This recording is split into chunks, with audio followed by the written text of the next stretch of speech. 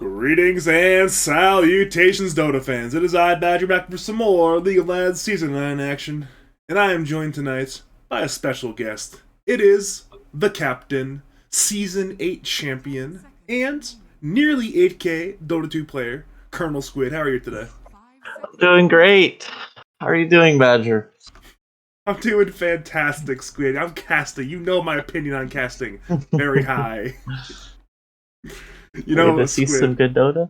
The good part about casting Dota is they can't ban Abaddon against you when you're casting Dota. I see. Exactly. That's the counter. But They can't stop you from playing Abaddon if you're not playing at all. exactly. But to answer your previous question, yes, I'm very excited. It's two very strong Group A teams here. It is the Pig Trotters taking on No Tidehunter 2.0. These are both very good teams. I mean, the records aren't necessarily the best. For example, for Pig Trotters, the Pig Trotters are not necessarily at the top of the table, but they've looked very good in their games.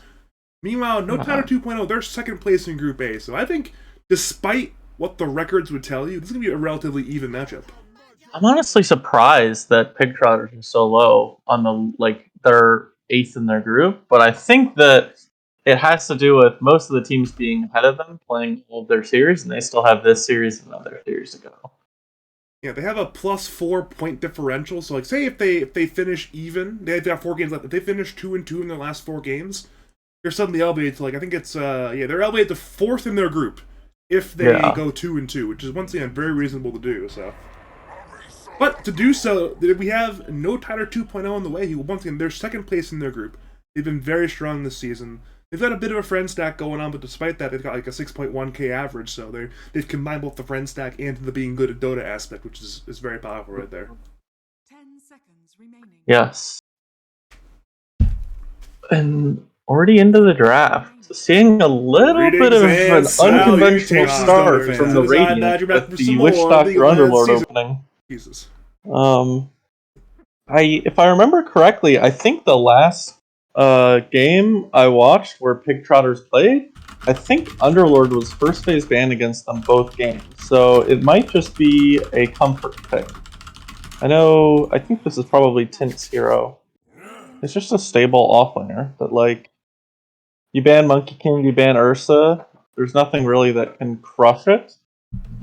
And even in Ursa in lane, if this is a Witch Doctor 4, the Maledict plus Firestorm damage can actually just kill them. Like, it's so strong. It's one of those things where, I mean, a lot of teams respected this Tint's Underlord. They first phase banned against this team multiple times. No Tidehunter 2.0 say, you know what, Underlord, not that good, we're not that scared, we'll play it. And well, here we are. It's both teams that are very comfortable offlane heroes, so it should be fun to see exactly how we progress into like these key early and mid game engagements. Once say Mars gets blink, once Underlord gets tanky, and these heroes are really here to brawl heavily. So a choice from the Radiant to not ban out the Ursa. Instead, they ban out the PBRK Classic Mirana. So I think they're of the opinion that if it is an Ursa, they think they can beat him. Or at least they have some idea of what they might pick, whether it be some sort of kiting hero like Shadow Demon, Winter Wyvern, some sort of support like that to really mess with these, like the stable stunny hero, have Ursa kill them. Or they just have some sort of read that the Dire are looking to take the draft in another direction. And Could be Dire for now, they're Undyne. just brawling some more. I mean, it's another very heavily brawly based hero. I mean, 3 strength heroes so far. Pretty tanky heroes, indeed. You think Brook would want to play the Timbersaw here, or are we looking at more of a traditional carry for this Big Trotters team? Picking Timber here is a little bit iffy. I think that while the Dire do have 2 strength heroes, I think that, like, they haven't shown any cores, and there are a lot of, like, very good cores against Timbersaw still in the pool. They could pick up a Slark. Like, Slark looks amazing if they take Timbersaw. So does Ursa. A core like a Lesh would also be really good. So maybe if it's still looking good when they get to the last pick, they take it. But I think here they're looking for. You don't see any of your 1 and 2 matches, so you want something that is flexible. And you mentioned Leshrac. I mean, it's a hero that they love to play. They flex both safe lane and mid lane and off lane, so they can really mess around with this Leshrac pick and then later grab, say, like a 23 carry hero or Timbersaw or whatever they want to go with that 23 pick. I can see that.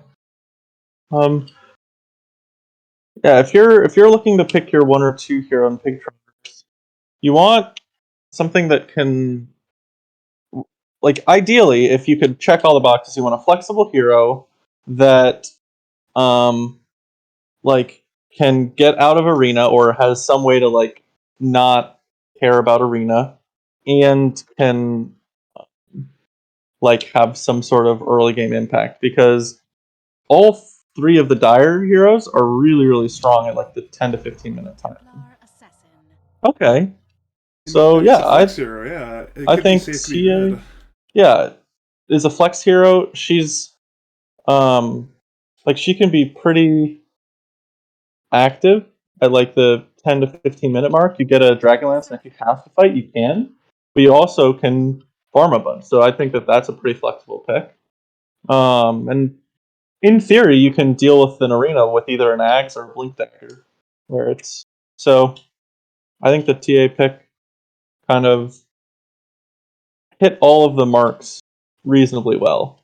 There's a couple of theories you can go where you can hit like 1 or 2 things like extremely well, like you just pick an super flex hero but can't deal with arena, or you pick a hero that can super well deal with arena but isn't very flexible. But they go for a little bit of both. And this Drow pick is definitely annoying.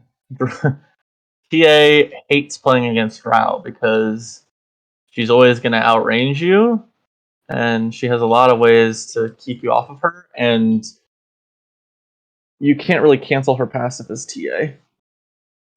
I'm a big fan of this draft pick. I think it's still counterable, but it's going to be hard to counter at this stage of the draft. Yeah. What hero would I like to see Radiant pick? You could try to go for a TA mid and pick up like a PL, but I think maybe that's a little bit too spooky. And they have their options too for the counter pick of the PL24, so that's a very risky thing to do. Yeah. You could do something just a little bit more in your face. Like some sort of mid laner that really gets in their face. I would say a spirit, but like Ember Spirit's banned, Void Spirit's banned. They might even ban Storm Spirit on the Dire. But you could go for something like either Storm Spirit, or you can just play really fast tempo. I'm assuming this TA is gonna be 1, but Pango could have been nice. Pango's a hero of choice that I would like, but I didn't think the Pig Trotters were big Pango players. I haven't really ever seen Andy or Rook play it, so I'd be a little surprised as well. But you never know. I mean, it is Pangolier, so it's hard to play. Yeah, when I was looking at this, Pango was one of the first heroes that crossed my mind, but that's just because I play a lot of Pango. You could go for something cool like a Spirit Breaker, like an SB, just super tempo. The only issue is arena's kind of annoying. Drow Would Gus. that be the SB mid or the SB safe lane then? SB mid. Okay. Or you could do some shenanigans with putting Underlord mid, SB offline. Like if you pick, like, honestly, Underlord and TA can go in all 3 lanes. Wait, what? And they go Clockwork, so it's probably a snap mid. 3. Oh, I was thinking probably. Like, yeah, it's either snap 2 Underlord 3 or snap 3 Underlord 2 then. I believe Andy Bendy is a connoisseur of this. Yeah, you're right. Did not mention that earlier, but yes, it definitely. Now seeing the Clockwork pick, I don't love it. I see that like we want to pick a pause 4 hero that can get on Drow in fights, which is like, sure, Clockwork does fit that role, but I think part of it is player as well. I know Mortal's been practicing a lot of clockwork recently on 4 supports. So maybe he's thinking, you know what, I've been practicing clock, I've been playing a lot of clock recently, I'm good to go on clock, pick me clock, I'm ready to go, Captain. And Sauce was their 4th player. I think his Sauce is asking for Witch Doctor, though. He was I was in their comms pre-game. Maybe, okay. Sauce was demanding Witch Doctor. He was like, you know what, Witch Doctor's my hero, I'm gonna pick Witch Doctor, and he first picked Witch Doctor. So I'm pretty confident it's Sauce, Witch Doctor, Mortal Clockwork. Maybe it's a 4 Witch Doctor lane-wise and a Clockwork 5 lane-wise, but the farm will end up being, I'm sure, in the Clockwork's favor as the game goes on. Actually, the more I'm thinking about it, like, trying to think of alternatives, I think the biggest alternative is probably Spirit Breaker as like a +4 that can reliably get on people in fights, but it's probably much easier to initiate with a hook shot than it is with a charge into Arena, into Gust, into possible Force Staff. Like, it can be a little bit more difficult. So I'm warming up to it a little bit. I'm actually interested to see how because if they know they're laying into the Snapfire mid, which Andy Bandy has done in previous patches a lot, what they'll do, and they opt for probably a Mars middle Doom offlane, but it could be the other way around still. It would be the Doom mid, actually. Okay. Hobbs is a poverty offlaner. He doesn't play Doom. I think it's if you're a poverty offlaner, you play Doom, and suddenly it's like, wow, I have got money, I could buy items. I'm sure he'd be happy with that, but apparently not. It's instead Mars offlane, Doom mid. What? Wait a minute. So are they role swapping, or is this a Drow middle lane? I have no idea. Whoa. Zexy's their usual carry player, right? Yeah, I thought so at least. Interesting. I'm not going to pretend I've watched that much No Tidehunter, but from what I've watched, he's been playing carry, so I'm...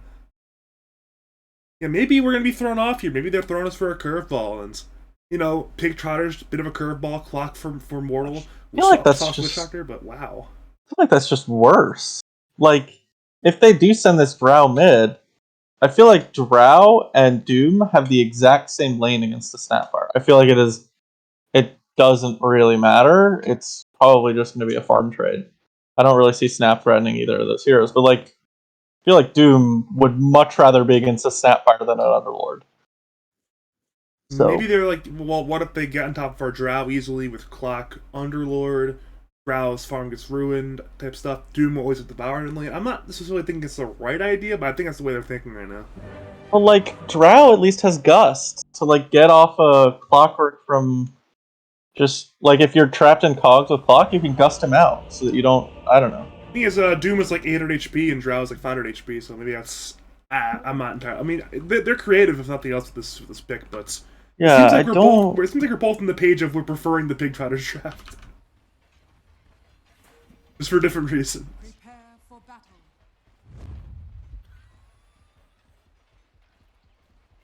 Here we go. It's already a smoke up. One team smoking, other team maulding. Very interesting. Not quite sure how it's going to going to impact this one, but they are sending the Doom mid. I see.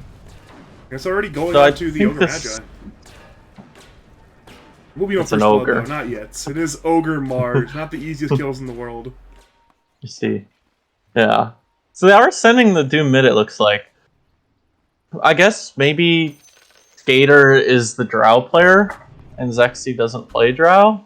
That, or maybe it's the way for Doom, where Zexy can play Doom mid, and Skater doesn't want to play Doom mid. I don't know. Or maybe Skater just wants to have the Drow Arcana. Who knows? But for whatever reason, they're lane swapping. All distinct possibilities, if you think about it. We're seeing a bit of brawling at the Dire Side Tri-Camp and in the river, but I don't think anybody's going to die on either side here, unless somebody oversteps their bounds. And unless Hobbs just walks into two heroes, even then he won't still die. So it'll be 2 bounty runes to both teams, nothing too out of the ordinary. It's a bit of damage being exchanged in both directions. Seeing a high five being left on the floor for Ogre Magi, but it will be somewhat normal lane still. We'll be clock laning as 5 support safe lane and having a good time. Maybe Skater's just sick of mid. Who knows? This guy, I've heard this a lot Ogre's of, looking Like he's in trouble, huh? He's fine. Because I've seen a lot of safe lane players this patch say they're sick of safe lane, so I'm surprised if you'd be scared or sick of mid lane. Mid lane seems kind of fun right now. The first blood attempt will be bot lane. Hobbs half HP. Radiant are running him down with 3. Sauce is on the way. Hobbs is under battery assault, but he appears to be ever so slowly think he's dying. One more will do it, and yet first blood is drawn by Pig Trotter's very own Immortal. And now it's a TP top lane by Sauce. A lot of question marks in the chat from Kubrick, but question marks or not, your offlaner is dead. Yeah, successful starting the Witch Doctor bottom. And, I mean, this lane top is kind of... I don't know. I don't know how I see this going. I think that Drow Undying is like just Undying, just sit in front. You've seen the concept now, he's running at Underlord constantly, doing a lot of damage, forcing up SL nice and early, so it's a little bit concerning for Chin's ability to lane right now. Sauce is 3 Fairy Fires. He's gonna click him. He's got 62 damage, but despite that, he's still losing the trade to Bloom's Undying quite easily, actually. Mid lane, Andy Bendy God is just... I mean, I don't know. Doom doesn't seem like he's having a great time. He really isn't. I mean, he's got 2 points in Devour, so his net worth is going to be fine, but... Oh, yeah. He's not going bottle. He has a salve coming out and he's building Soul Ring. That's okay, I guess. I don't know, with how many runes there are, it feels super bad to not go bottle. You don't really see too many... I mean, other than, like, Invoker, you don't see too many mids not go bottle nowadays. Yeah. Like, then again, even... Invoker goes early Midas. Maybe the idea is early Midas on Doom, but it's not like Soul Ring's cheaper than bottle. Well, the reason you do it on Invoker is because... Invoker just has a bunch of regen from Quas, and then he buys Knolls and a mana. And that used to be the thing for Doom when he got health regen for his Devour, but now he doesn't, so you kind of can feel really unhealthy when you don't have bottle. Just because you don't have that health regen to carry you through, and then you'd be fine with mana from the Soul Ring. But yeah, I mean, it's 20-8 in terms of CS. And he has just as many denies as the Doom has CS. That's a very bad sign. Top lane, somebody will die. Question is who? Sauce is low. Bloom is under Malik, but he should survive, so it's now 1-1 in kill score. As Bloom dies. Bloom does not die, but as that happens, bot lane... He wants to die, Bloom. So Bloom dies. As that happens, Hobbs dies bot lane to the mortal Rook combination. So it's a lot of blood right now across the map.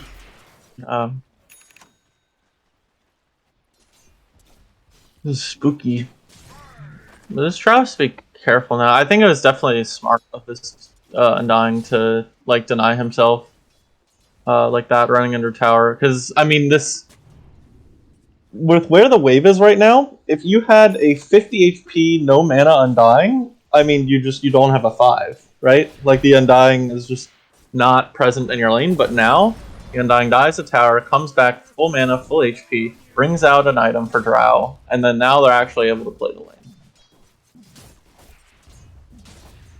This is I'm a little bit concerned for what's about to happen mid lane. I have a feeling that Andy Benny's about to solo kill this Doom once he hits 6. And he is a half level ahead of the Doom right now.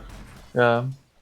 Doom's caught up a little bit in CS. I don't know, it looks like he farms. Nope, he did not. It's blocked. So I guess there's all lane creeps. Huh. He devoured one jungle creep at least for the armor aura, that +3 toughness aura from the Wild Ring. Oh yeah, but that actually feels so nice. We're seeing bot lane. Kubrick is in the cogs of Mortal. Rook arrives, as does Hobbs. The Ogre Magi actually will pop the stick and survive. Now, they turn to Hobbs on the Mars, but Mars is a bit too tanky, so no kill bot lane. Back to top mid lane? Or back to mid lane. I called it happening, You and I missed it were, anyways. you did call it. The intuition indeed on the mark, but no, I just missed the solo kill. Yeah, that's what's gonna happen when he just has 13 denies and the Doom has a big fat goose egg. in terms of denies. I mentioned how ahead he was in Kubrick is going experience. for this courier. He slowly ran it down, but I mentioned the level difference, but alas, I still missed the kill. Top lane, Sauce goes down. Tombstone was dropped by Bloom, and well, the Undying is a bit too strong in that case. They commit a lot of spells to try to bring down Skater before that. So it's now 4-2 in kill score. I've missed a surprisingly large amount of kills today, but what can you do? Well, this is a nice ward from the Ogre in the mid lane. It's a very, very deep ward.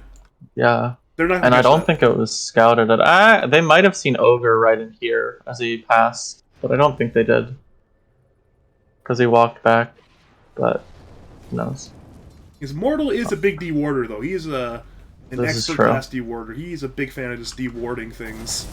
I would not be too shocked if it happened. Over to bot lane, Spear hits on Rook, but he's a bit too tanky for now in the TA. Now they turn onto Ogre. Speaking of too tanky, over to top lane.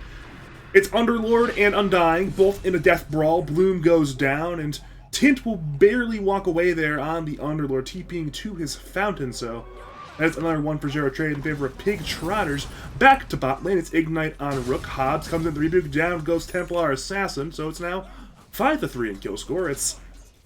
I mentioned the non-stop action, and it might accelerate right now. Andy Bendy has an Imbiz rune, headed bot lane, but has no Mortimer's Kisses, only on cooldown for 13 more seconds, but the Mars and Ogre will cower away before he arrives. Oh, that's nice.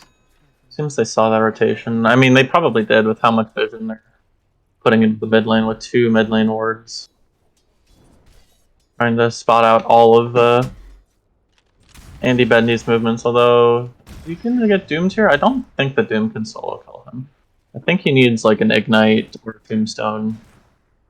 And it's interesting this Undying is maxing Tombstone. I don't know what the new Undying build is, to be honest. I think Tombstone Max might be it. Because they rescaled the Soul Rip. Yeah, they did a lot of number change. You look at the numbers; it's 4 different changes. All of them is a Soul Rip. Oh, 4 changes of Soul Rip. Over to top lane, speaking of Soul Rip, it's used on Sauce, who dies to the Undying Drow combination. So despite the nerf, it was still strong enough level 1 to kill. But in comes Andy Bendy. Cookie in, Scatterblast more than enough. Down goes Skater, and now it's Bloom. Fighting in the 1v2, his Tombstone will drop, and now he'll decay, but he's being run down by Tint and Andy Bendy. The kisses arrive, Bloom will try to deny, and it will not work. The kill goes to Tint there on the Underlord. That was surprisingly close to getting the deny. I was about to say it won't work, but it almost did work. Over to bot lane, the cogs are used by Mortal. It's Mars on the inside. Maledict pop the rotation by Sauce. The Mars will go down eventually.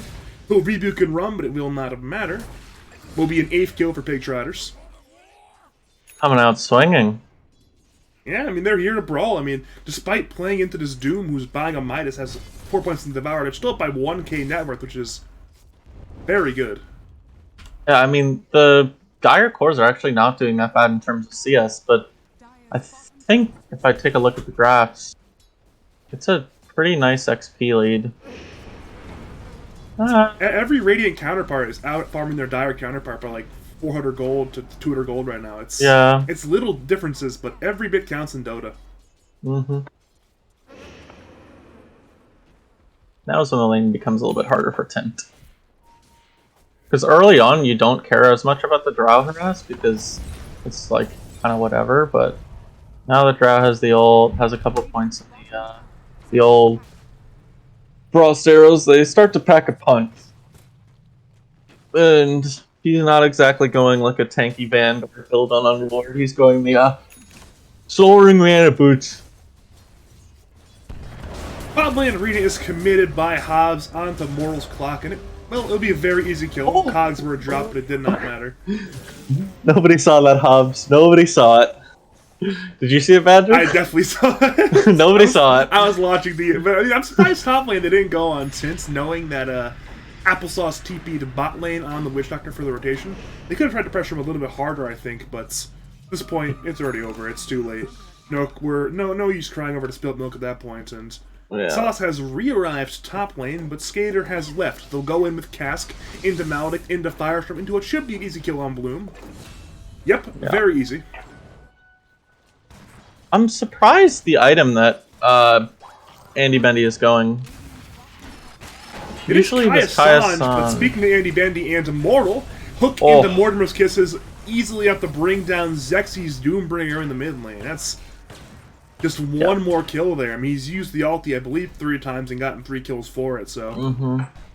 That combo is so nice and easy to execute. Because, like, yeah, it can be hard sometimes when your stun isn't very long and you want to use the range of kisses, because kisses, while they do have a range of like 3,000 or something, it takes us a while for the globs to go. And so if you do the globs as the person gets stunned, it'll be like only 1 or 2 globs that actually hit by the time that they Oh, that is not the way you want to run comedy of Hobbs. errors bot lane, but I believe Hobbs still will die. He's dodging everything, but nonetheless, the 3v1 is not good for the one. Lord. So how many spells missed there? You count Death Ward as like- missing or no? No. It kind of hit, but it wasn't a very good Death Ward. No. He dodged the cookie and then missed his rebuke. That was kind of funny. But I think that he was dead there no matter what. And honestly, he probably could have run up this way, and I think he might have been fine. I don't know. Maybe he was scared of traps. I mean, Rook has been putting traps down in these Yeah, traps here. but maybe unfortunately- it's like one trap here type stuff. But this thing is trap here, Yeah. not there. Yeah. He doesn't know that. We know that. No way to He doesn't know that, yeah. Unfortunate. Meanwhile, TA with a very balanced ranged cleave. You know, Thank you, it's Gaben. This is just, it's so satisfying to watch. a lot of good farming going on right now. I mean, at least it's not Tiny. Tiny's like a minute 15 Battle Fury. I guess Fair and balanced. Side blades are kind of like Battle Fury, but it's not the same. Yeah, I'm trying to understand why he wanted this Sanj first item. Because, like, obviously the mana's nice. Oh, bot lane, never Interesting mind. plays bot lane. It was an attempt on Bloom, but instead Hobbs turned on the Sauce after the T1 tower died. He tried for the soul kill and undying, but it did not work in the slightest and lost his life for it.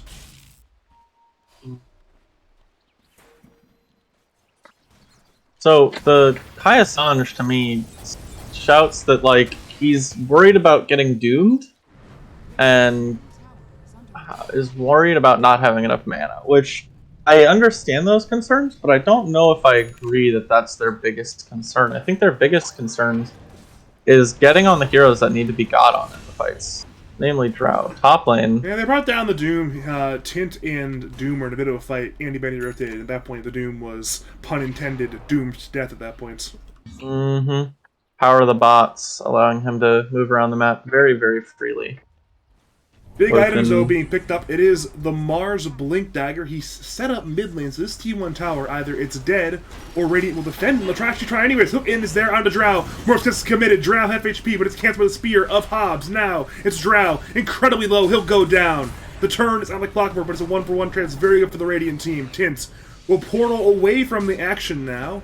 We're seeing instead Dire head over to Sauce on the Witch Doctor. Death Lord was used to little effect, so it's a 2-for-1 trade. Drow for 2 supports, and they'll turn into a third. Spears on Andy Bendy under the tower. He'll stun Hobbs. Pit comes in. They're on 2. Marina's committed, though. It hits Andy Bendy and Tint. Now Tint on the inside is fighting in a 1v4 under his T1 tower. Spear locks him to said tower. Decay. The Infernal Blade. The right clicks. They're more than enough. Down goes Tint. A 4-for-1 trade. And now top lane, it's Drow, who recently died in the mid lane looking for a kill on Templar Assassin to keep us away from the fight. It's absolute chaos. Dire, though, certainly on top. They lose 1, but they kill 4, and they might just get this mid T1 tower now. Think about dooming him. Instead, it is going to be the blade into the spear. Do they win Actually, this? it's a kill on Doom, perhaps. Decay is popped. Cask comes in. Hookshot committed. Hobbs goes down, and Zexy's low as well. The right clicks, one more needed. Can he find it, though? No! He cannot find that last right click in time, and now it's... I mean, chaos, again, in the mid lane. He was 10 HP. Oh my lord. Oh, Now the in Blink comes Dagger. Jimmy to save the fight. Blink on TA, into Melt, into Doom. T1 What tower. is Doom doing? I guess he I had don't the blink know. on Doom, thought he could blink out, didn't know that TA had a blink as well, but that was... yeah, they tried to go into Clockwork, and he's a strength hero. He's very, very, very tanky. Well, TA is in again, this time bringing down the Ogre Magi, and... Well, we thought this T1 mid on the Radiant side was dead. It might be the Dire side instead. Gus comes out onto Templar Assassin, but in comes Mortimer Kisses. Skater is low, Skater is dead. Arena is on too, but it's only the Undying, the Underlord who's dead. Now, the Arrival is in, Hobbs will go down, they move to Bloom who's dead as well. It's another bit of a 4-for-1 trade there. So now it's Pig Trotters heavily winning the mid lane engagement. Doom has respawned, but it's just too late. It's a siege unit in Templar Assassin hitting your T1 tower. These kisses from Andy Benny have been absolutely on point. I think he used every single one of his 8 blobs in that fight. I think he used 4 on Drow, and then, which was exactly enough to kill Drow, and then immediately switched over to the Mars. And he's here to play. Undying. He's here to play Snapfire. You know, he is the mid Snapfire extraordinaire, and oh, bottom lane. yeah, this is going to be certainly a kill on Skater. Scatterblast with the shard, stuns into Cookie, into Little Shredder, into the hook shot from Mortal, into the Cause, into, yeah, that is one very dead Drow Ranger. Yeah. This is interesting. So, Andy Bendy was going the Kaya Sange, but he got the Sange, and then immediately switched it to getting the shard, and now he's going for the Blink Dagger. But well, usually... Spear back on Tint. Maledict is the return, but both teams commit with everything it appears they can. Tombstone, Death Ward, both drop, but somehow nobody's still dead. Hobbs should take out here eventually. Yes, he is the one. He's alive. And now it's a spear on Mortal, and right clicks there on Tint. Tint dies to the ignite damage as Mortal goes into the Infernal Blade damage. So it's 2 more kills. This time for no Tidehunter, and there's been some really scrappy fights going on all game still. We're at 36 kills in 17 minutes. We are above a 2 kill per minute clip right now. This is absolutely wild. I want to keep talking about the kills and like the fights as they happen, but just as soon as I want to talk about them, another fight's happen. So yeah, what I was saying is that like usually on Sapphire you go the bots and then you go Blink Dagger, and then if you're farmed enough, you get that bots at like 9 minutes like he did. That's really good timing. So he could have gotten like a 13-minute Blink Dagger and then had the money for shard right as the 15 minutes rolled around. So he had a 15-minute bots Blink shard. But instead he goes for the Sun, and now he's got an 18-minute bots shard. So a little bit of an interesting build. Perhaps they've found Rook, but the Ignite gave away the position. He blinked away. They'll head for Sauce instead. Arena is dropped onto Sauce. Certainly will die, but Tint is still on the inside. Kisses are dropped. Hobbs is a casualty. They now move to Zexy, who is being hit by a lot of people, but he's still alive. Now it's Mortal and Zexy both dropping. TA still fighting. TP's away from the fight, knowing it is lost. Andy Bendy will attempt to salvage it, but he is in the middle of this 1v3 now, being right-clicked by Skater. Skater gets a kill. A 4-for-2 trade, and this pesky T1 tower mid, it might finally, at a long last, go down.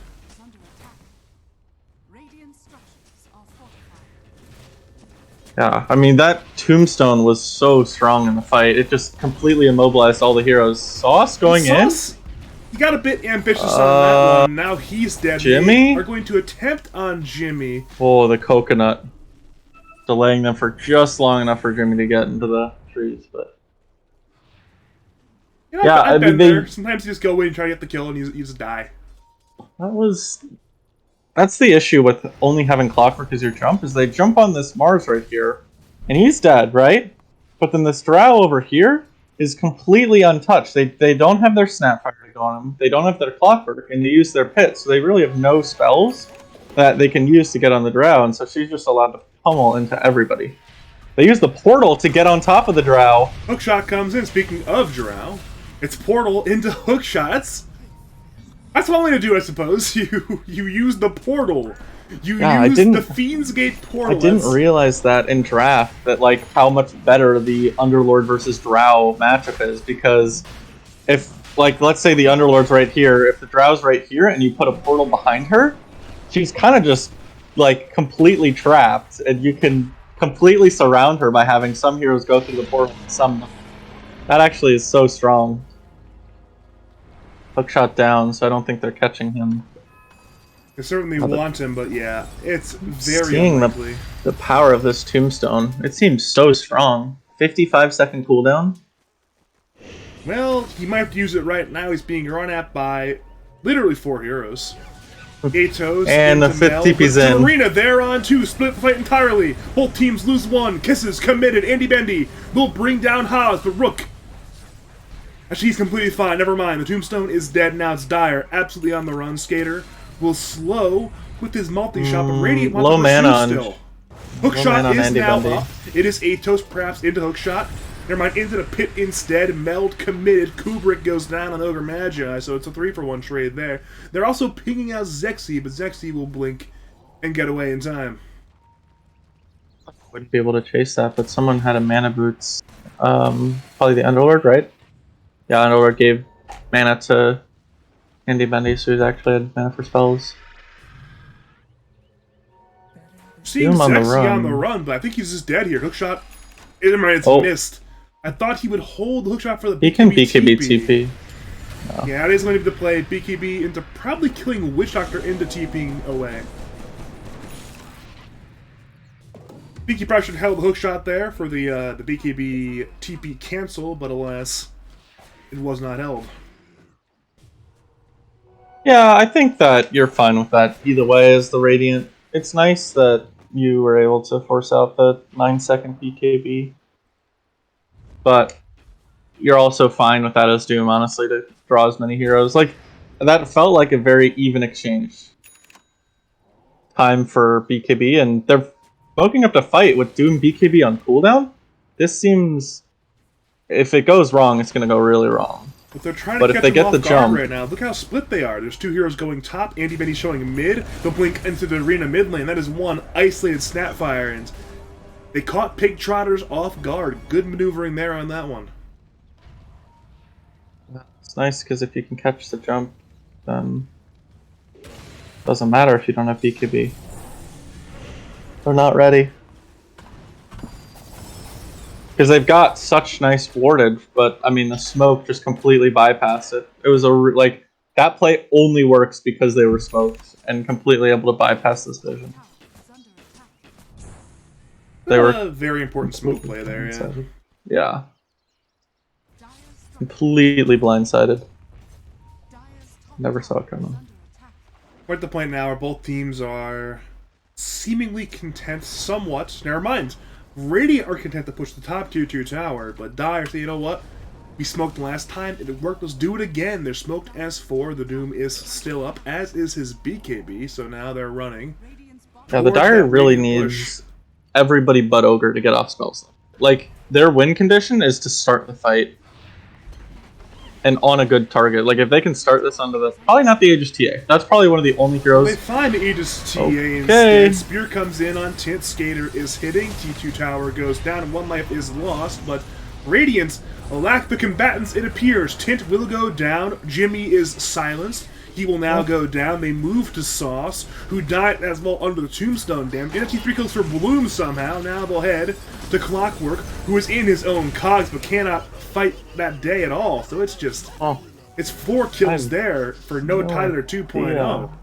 No idea how that fight went so bad. I think Andy Bendy might not have been there. He was nuts. Not sure But, if he's a TP on cooldown or what, but... He They certainly didn't was even need not to there. use Spin BKB. I'm surprised Straw wasn't able to blink out of the, or Tia wasn't able to blink out of the Aegis. I think it was a They do get perfect the gust. tier 2. Gust doesn't stop it, though. Isn't it a knockback, though? But you can blink during it. Really? Oh. I believe so. Oh, this Straw might get gone on top. She's somewhat isolated. The portal in behind her. Just scaring her off. I mean, yeah, Andy Bendy is there, as is Sauce, but Dire also have 4 nearby, so they're like, you know what? Maybe we shouldn't go quite yet until our heroes respawn. They have now respawned. Bloom's a good target to go on. But Bloom is not an easy target to get. They'll try with Mortimer's Kisses. The damage, is it enough? Oh. Barely off. Now it's hookshot in, but it does not stun. Spear comes in on Underlord. Meanwhile, the stuns are there on Bloom as well. Sauce goes down. Tint is fighting. Dire hitting him with 3 different heroes, and Tint eventually will drop over to Morley as Skater and the Cogs, but now both of them are outside the Cogs somehow. Skater will turn with multi-shot, bringing down the Clockwork, and Pig Trotters again, a bit of an over-aggressive maneuver. They lose 3, they gain nothing but cooldowns and mana being used, and suddenly it's now a 4K net worth lead for No Tidehunter 2.0. The issue is it's not very easy for Radiant to start fights. Well, it's super easy for Dire. Just a Blink Doom, got a Blink Spear, even an Ogre Stun like is enough. With this Aether Lens plus Keen Optic, it's a really nice range. Yeah, this is going to be a Bloodlust Drow going for your buildings.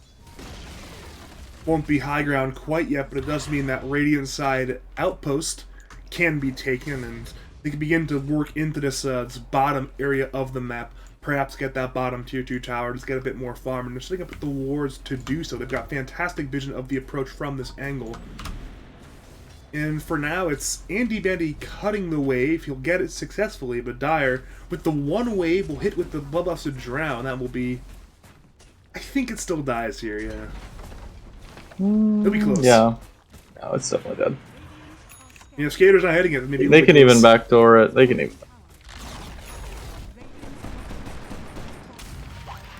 So Andy Bandy is once again cutting, but they're just entirely ignoring him cutting like 2 or 3 waves now. They're instead headed towards the Radiant side Tri-Camp with that 4-man smoke again.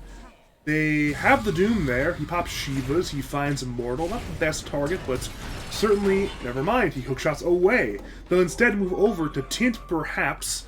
They see the Underlord, and it's the Gust into the Frost Arrows, into the Multi-Shot, into a bunch more spells. Tombstone, Fire Blast, Infernal Blade, more than enough. Underlord, tanky, but not quite tanky enough there. And that is one more tower forfeit, that Radiant side top tier 1. Andy Benny trades.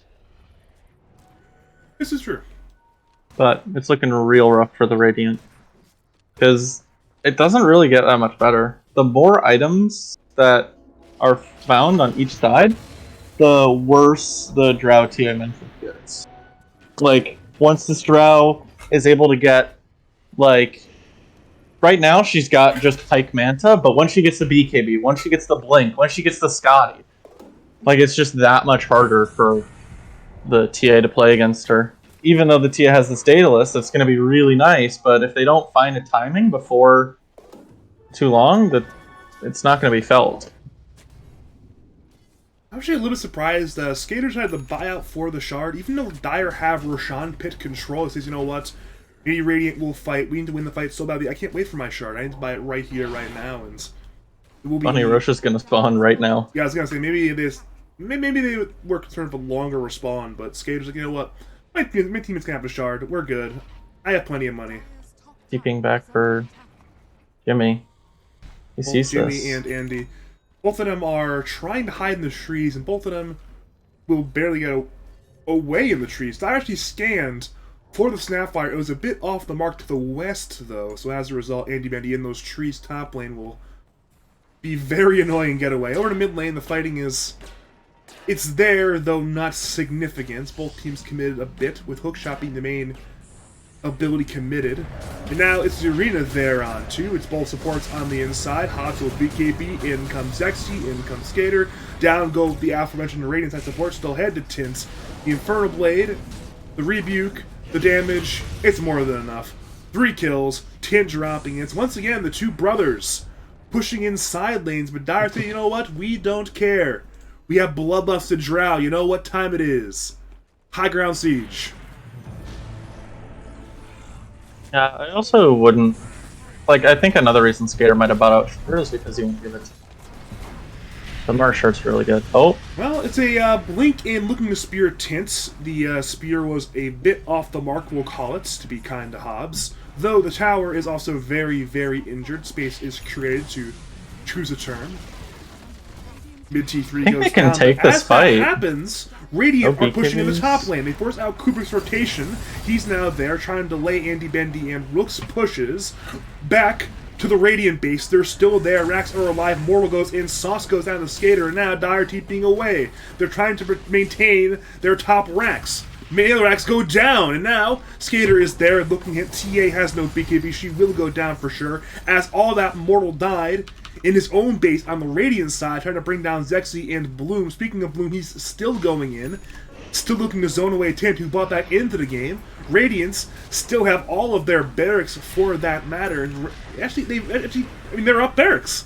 This is somehow worked out. Andy Bandy is TP'd back. Bloom is low. He'll slurp himself, but I'm not sure how he can fight. Scatterblast comes in. Down goes Zexy. Kiss is committed. Bloom's on the run, and Bloom certainly will go down here as well. And somehow, never mind, Bloom is somehow still alive. In comes Hobbs. Arena is there. Tint has dieback, but Andy Bandy has the BKB. Now it's him and Sauce on the run. Hobbs running forward. Maledict committed. BKB popped. Sauce dead.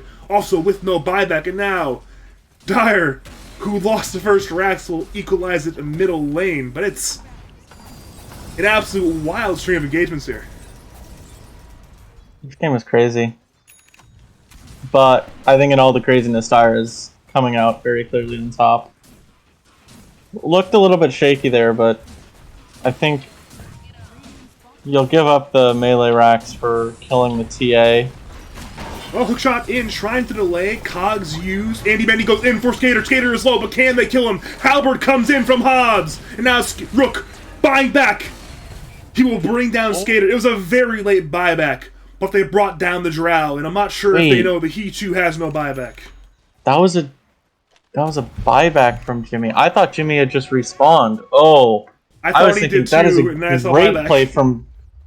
He must have bought back with like 10 seconds left. Not even, I don't think. I think it was closer to 9 or 8 Wow. seconds. I mean, the balls to be like, yeah, I mean, I'm going to need a buyback for this Drow kill, but it doesn't matter if it's a 20-second buyback, a 100-second buyback. Buyback's a buyback, and we're going to get Roshan. So, I mean... It is that second Roshan of the game. Another Aegis going over to Salacious Sea Lion 62, and well, he's suddenly on buyback cooldown, but if they can keep the pressure up, then I'm not sure if it'll matter too much. That's a buyback that nobody ever has the balls to do. But Mr. Rook, the Salacious Sea Lion, had the gall to buy back for that. I mean, that is just... I love that. That's my favorite part of the game so far. That was a hell of a play right there, but now the problem is Drow is back and Dire are as 5. They're up. Ours is bottom. He wants Andy Bendy, but I'm not sure if he can get that kill. They're both men fighting, doing very little damage. Teammates arrive, albeit very slowly. Scatterblast does not stun. In come the kisses. Hobbs is BKB and TP if he wants it. He'll BKB. He'll TP. And we'll get away. The one cancel was Mortal, who was not in range, so now it's BKB down on Mars. Radiant congregated in the bottom lane, but they're now leaving the bottom lane. As Radiant. I think you favor that as Radiant. Because the Mars BKB is much more crucial to fight than that Snapper Kisses. If Mars isn't BKB, he just gets shredded by Maledict and Firestorm in fights. Unfortunately, the Radiant are having a tough time fighting through getting to the point where post BKB, their supports can have use.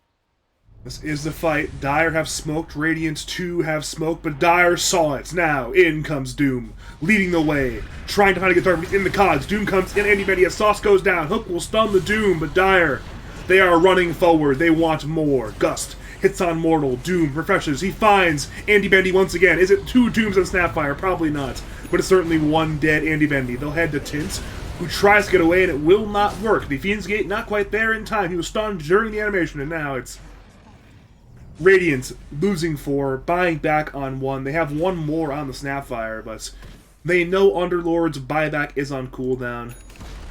You're gonna hit Throne on Jimmy? That is so good, actually. Well, here we go. He's on to tier 4s. I mean, his damage is not that high, but he is still doing some damage. Kubrick will TP back, attempting to defend. The blink is away by Jimmy.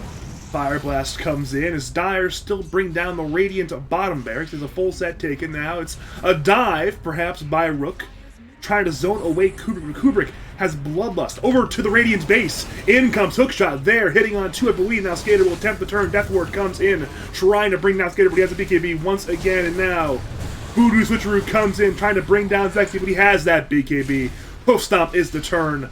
Glimmer Kid comes out from Sauce, but Zexy is completely fine, and now TA's return to her own base. The Aegis is brought down by Skater. Now, here we go. Andy Bendy is in the arena. Mortal Kiss is now canceled. Radiant pursue. They're trying to chase. Halberd comes in onto Templar Assassin. Skater will multi-shot, looking to kite. Dire are running. Hobbs is tanking, but Radiant are on Skater. Doom comes in onto Jimmy. Meanwhile, Mortal goes down. BKB popped by Mars. Hoofstomp comes in onto the TA, who's muted and slowed and now dead with no buyback. Andy Bendy gets away. But it's 3 dead, including TA dead for over 2 minutes. The tips come out. Cronus pinged, and I believe we are looking for game 2 now. Yeah. This does indeed look like the game.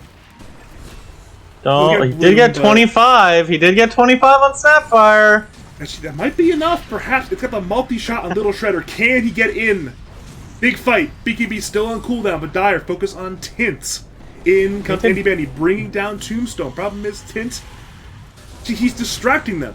He goes down. Now Andy Bendy nearly kills the wave. Now Dire return to the tier 4s. One is deceased, the other is under duress. Andy Bendy has Blink and Little Shredder in 3.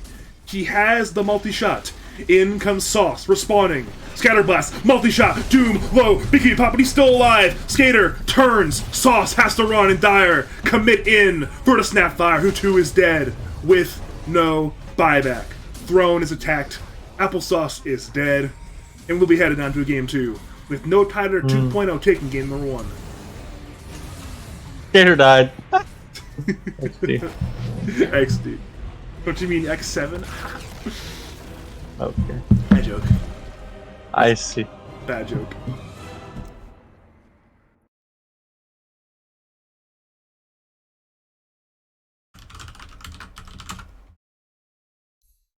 Well, it was looking good for Pig Trotters until it suddenly wasn't, and then they lost. Yeah, I was really worried about that Drow TA matchup. It's so unplayable, and I don't think the Clockwork solved it. I don't know. I liked the idea of sending the Snap Mid and putting a Clock 4, but they had a really nice lineup to protect Drow. They've just got 4 tanky boys, an Arena, a Tombstone, and a dude. Like, they had so much. It can be tough to play Drow when the Drow is the top priority, and if they throw all the spells on the Drow, they win the fight. But that wasn't the case. If you throw all the spells on the Drow, you probably actually lose the fight. Like, they have to throw the exact amount of spells on the Drow to kill her, but if they underestimate or they overestimate, like, it makes it really hard to play. Like, there's Arena to worry about, there's Doom to worry about, and Tombstone to worry about.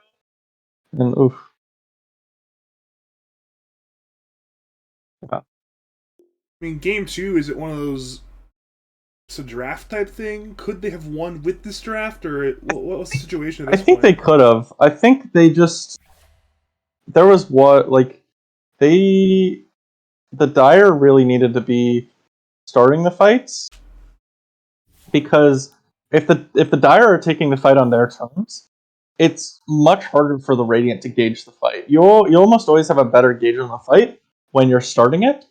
And if the Radiant are starting fights, they can gauge exactly how many spells they need to commit on Drow. Maybe they just need to commit a Hookshot plus Snapfire Kisses, and that's enough. And if that is enough, then they've done it perfectly. But a lot of times they were starting the fight by getting jumped on a hero, and they kind of need all 5 heroes to get off spells. Well, it's like, I don't know, it's really tough if you're just always getting jumped on somebody and you're not all ready to respond. Because it felt like the Dire was smoking and the Radiant didn't feel ready to respond to it. I think they needed to be more proactive. They were very focused on shoving side lanes, which is really nice, and like, you've got to be able to mix that in with also team play to keep the Dire on their toes.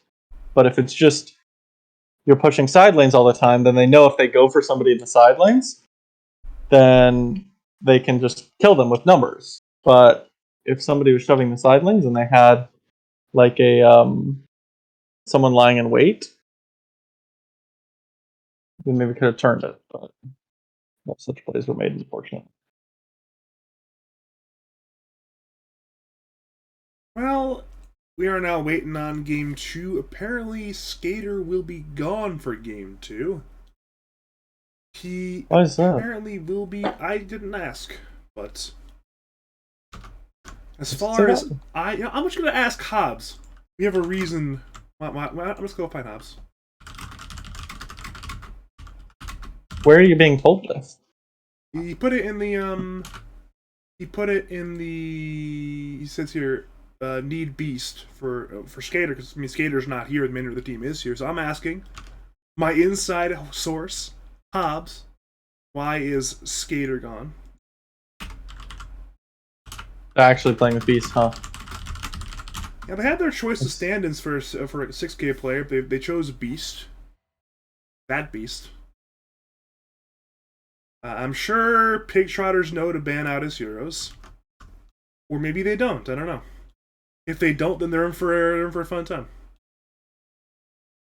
So I am being told that he does not know why Skater is gone. He just said he couldn't play Game 2. I'm assuming a real-life commitment, perhaps at 7 EST, perhaps at 7:30 EST. Result the same. He's not here. Now we have got Beast, the Invoker Storm Spirit player. You'll have to see what happens here.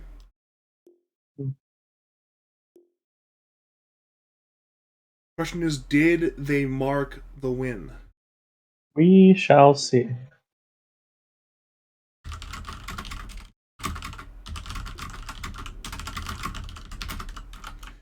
I made sure, just in case, to put it in there, like, hey, mark the win in the lobby.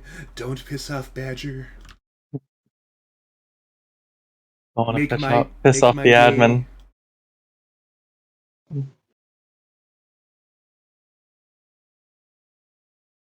They marked the win, and they marked it correctly. That's my guy. Let's Who, go. was it Andy Bandy hosting the lobby? It was... No idea. Yeah, it was Andy Bandy hosting. That was...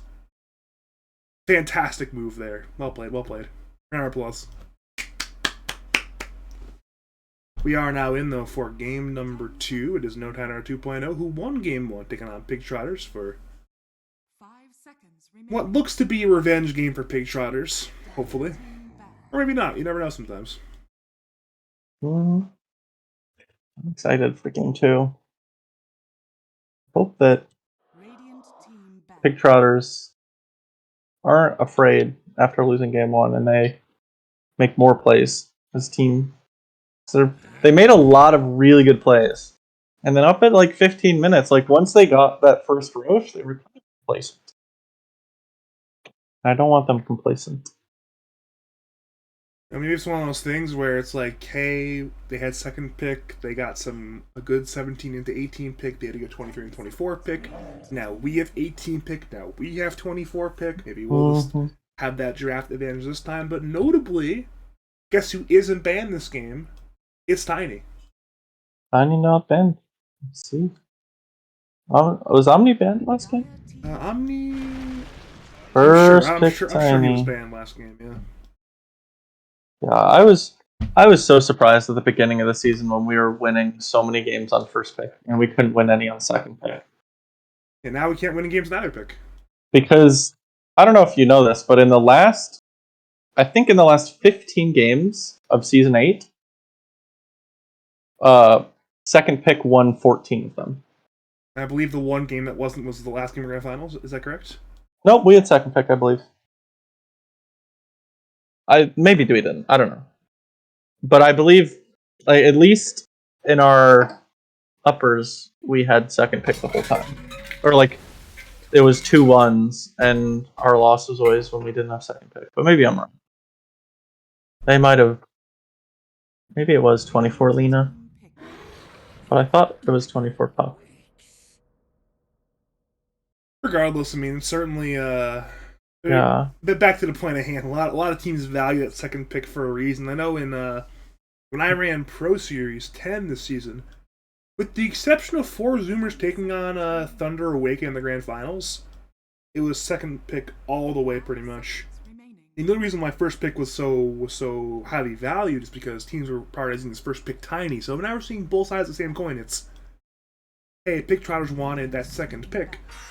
But no Tidehunter they actually got the 5 pick tiny, which is, if nothing else, a good thing to select with that 5 pick. Timbersaw into Tide, not dying. Well, that's the thing. I always feel like at the start of the patch, like right at the start, second pick is really good, and then once the OP heroes are like figured out, because like right at the start, nobody really knows what the OP heroes are, and so if you have a better grasp and you can like 24 pick an OP hero, you just win the game straight up. But then as the OP heroes are figured out, in this case Tiny, Undying, heroes like that, heroes like Omni, and you can get those first overall pick, then you start prioritizing first pick. But then eventually, as the heroes are maybe nerfed in sub patches, people are figuring out what the counters are, then slowly it goes back to second pick. Was my experience.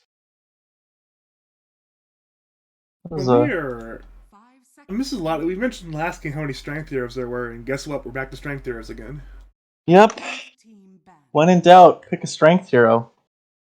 No time. Like, wait a minute. There were so many strength heroes last game. Let's just preemptively grab the Timbersaw. Let's limit the number of strength heroes, or at least maximize our Timbersaw's value in the case of said strength heroes being selected. Yeah, I'm always worried about an early Timbersaw. Especially when you don't see your full lane. It is nice when you see your 5, though. Like, because some 5s can just absolutely destroy a Timbersaw. But they see the presumably 5 Undying. They maybe could send it 4, but Tide Undying sounds like a trash lane. Agreed. But yeah, I think it's much better when you see at least half of your lane, and then you can ban the other. I've seen bans going on. Usually you'd see some like Ursa, Monkey King, Slark, like lane dominating type bans, Razor type of thing, but they're just banning annoying heroes. Just overall, not fun to play against heroes is what they banned in their set. It's understandable. I mean, Pink Trotters similar approach.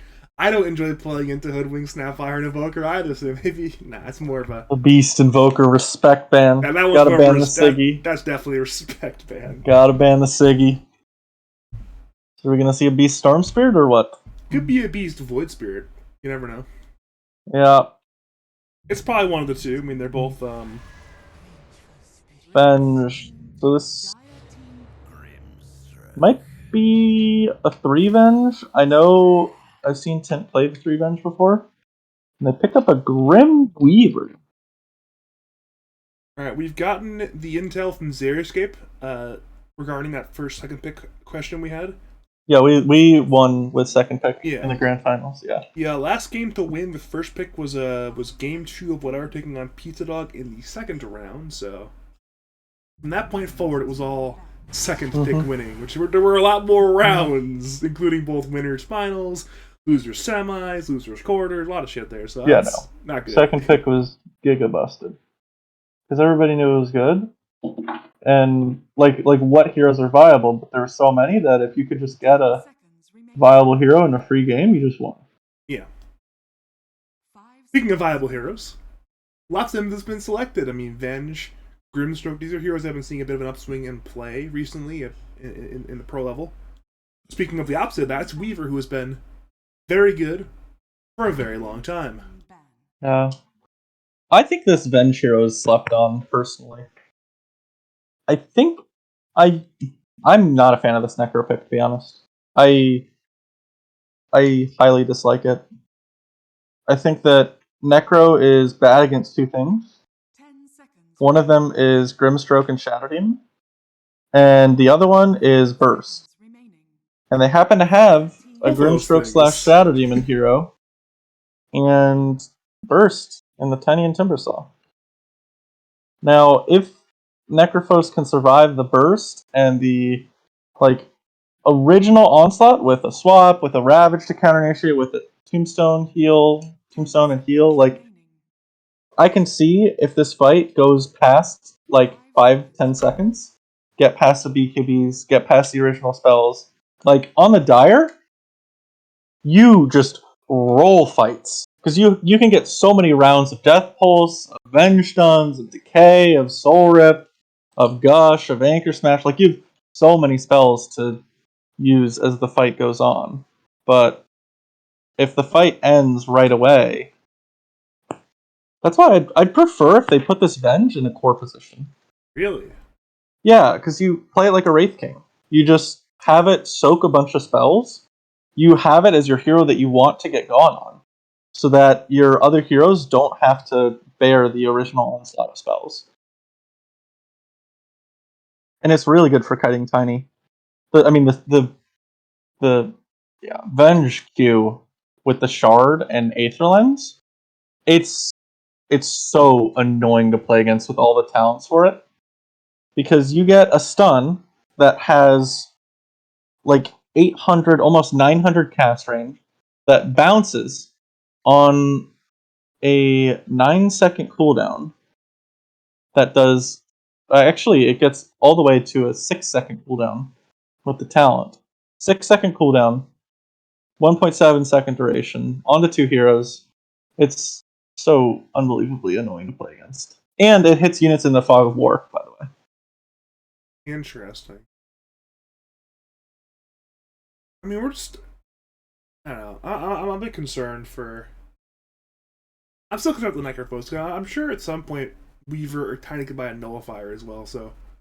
You mentioned Burst Damage, you mentioned Grimstroke, throwing a Nullifier. I mean, Weaver, Tiny, both certainly viable buyers of that item, so it's... I don't know. Neither of the... I mean, maybe if it's Weaver Core, I feel like this has to be Weaver 4, right? And you need a mid hero, because I don't think any of these are beast heroes. Actually, yeah, you're right. You need like a Storm Spirit. You need like a Void Spirit's Band. You need a fucking Storm Spirit, I guess. I don't know. even as like Earthshaker, ET, Magnus is less played, but still comfortable heroes. I'm sure you could even Lash. Pretty good Lash game. Lash is pretty hard, man. Shiki couldn't play it in Grand Finals of TI5. X. You think the Beast can play it? Yeah, they go for the Storm Spirit. And nobody was right. They go for the obvious option. They go for his second best hero with that 23 pick. And there's options. They can pick a good lane matchup if they don't like this Necrophos lane. They can grab, say, an you definitely like the Necro Storm lane as Necro. You just shove the wave. Because sometimes... choice, then. Huskar. Oh. Okay. I hope they put that mid, I guess? Because playing Huskar against Timbersaw is absolutely miserable. The Timbersaw hits 6 and you just can't play in lane anymore. Yeah. Timbersaw is... Like, usually the Huskar matchup, it gets better as the lane goes on. Timbersaw is one of the few lanes where it just gets worse as the lane goes on and he gets more and more burst damage. I mean, don't get me wrong, like, you can absolutely kill the Timbersaw if he fucks up. Like, if the Timbersaw messes up and thinks he has enough burst to kill you, commits onto you, and is, like, just short, you'll just shred him. But you can really never threaten him? I don't know. I played both sides of the lane, and it feels much easier to play as Timbersaw. Less to worry about. But we'll see if Mr. Salacious Sea Lion can make it work. And I do like that they have made the Venge a core. I think, big fan of that choice. They didn't do that. I think that Venge Tide... Oh, no, it's not actually. Yeah, Never mind. I thought Sauce was their core player. My bad. No. Alright, I would have liked if they made the... They did not, though. But either way, I think the Venge Tide lane, irregardless of who's the core, is very, very good against Tiny. Because Tiny, while he is known for his absurd amount of damage, he is not known for having much, if actually not known for having any armor at level 1. And against a Wave of Terror and Gush, you probably want some armor. So, yeah. Yeah, but alas, not going to happen. Maybe you buy some Brings Protection, Eternal Envy style. It's probably 3 of them or something. But regardless, if you are just joining us, welcome to game number 2 of Big Trotters taking on No Tidehunter 2.0. No Tidehunter 2.0. They won game 1 in a very raucous back and forth game, a lot of team fighting. Now, though, they will not have their normal core player Skater to play the mid lane. They instead have a stand-in. It's Beast from Joker's team, and hopefully we'll have to see if it ends up changing anything or not. My name is Badger. I'm joined by the one and only almost 8K ColonelSquid, and hopefully we are in for a good time here.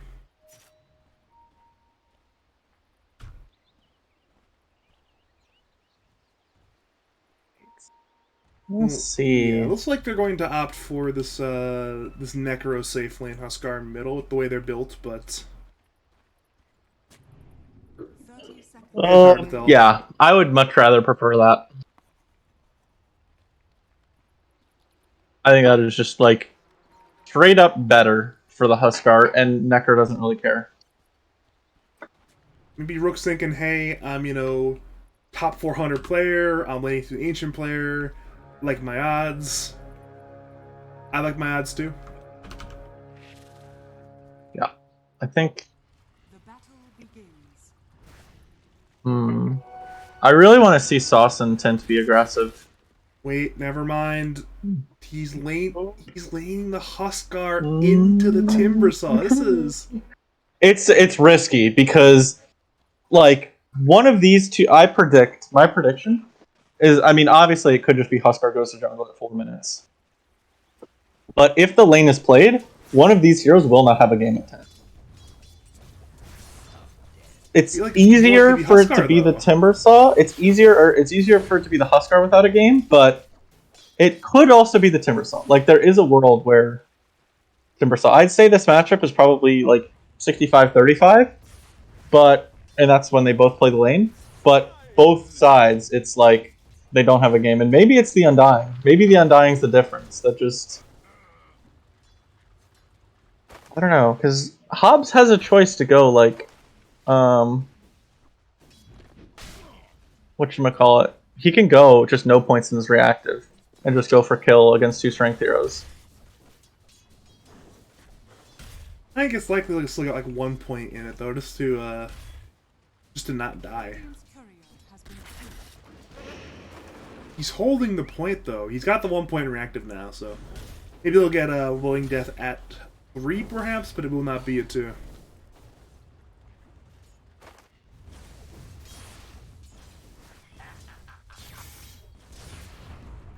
And then mid lane, so far it's been relatively even. Andy Benny had a rough first wave, but ever since then he's been taking a bit of a lead in CS. We saw him take a lot of damage there from the Vortex. Break down this Storm Necro lane for me though, as we see Tide bot lane. Really nice for Necro. Wait, never mind. Tide does not die bot lane. Kubrick just dies to the tower. He went for the dive on Tint. And the definite, I guess, worthy tip. So he does go for the point reactive, which Jimmy can actually be pretty aggressive now. And maybe this is where I went wrong when I tried playing this lane, where I went for point and inner fire to secure CS. Because you really gotta press your lead early. It's not like other lanes. But yeah, mid lane, I mean, he's just destroying the Storm right now. Completely. He probably kills him. Vortex comes in, Remnant comes in, who will die fair fire is popped, and we Beast who dies. Andy Benny wins that trade, and now he's having a grand old time on the Necrophos. Yeah. You just, like, a lot of times against matchups like Necro, Storm wants to shove in the wave, and usually he can do it faster, but, meanwhile, bottom lane, it was Tint going down, and Sauce tried to pursue for the kill. He also goes down there, so it's 2 kills for Cooper. Return the tip. In that lane. Dip. There's the return. There it is. Good call, good call. Because you also get the courier to boot. Dota 2. That's some Dota 2 right there. Yeah. I think I would look for top in about a minute when Hobbs gets level 4. Yeah, meanwhile, mid lane, since not only Andy Benny has a nuke of his own, it also heals his own troops, so it makes it that much harder for Storm to shove out the wave. And so you can just post on the high ground. Look at this experience difference. Level 5 on Necro, level 3 on Storm. Sure, he's almost 4, but that's more than a full level right there. Yeah, and he also went a safety point in Ghost Shroud.